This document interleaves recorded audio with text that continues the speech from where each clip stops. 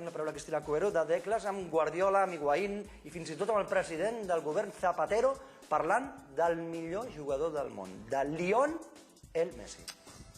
Es normal que reciba todos los elogios, pero a veces cuando se elogia mucho a una persona sí que puede generar una cosa no del todo buena en el grupo, ¿no? Bueno, vale ya.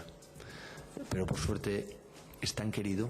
Yo creo que Maradona para nuestra generación o mi generación de esa época ha sido lo más grande que hemos visto y no va a cambiar nunca esa opinión que tengo. Yo creo ahora que será de entre los elegidos los mejores, pero su carrera al final lo marcará, su futuro también lo marcará. Lionel hoy en día está demostrando una gran capacidad goleadora de equipo. A día de hoy es de los mejores del mundo, hay grandes jugadores en todos los equipos. Messi es un fuera de serie con el balón, pero también sin el balón, porque es una persona con humildad y me encanta cómo se comporta ante los demás, ante sus compañeros.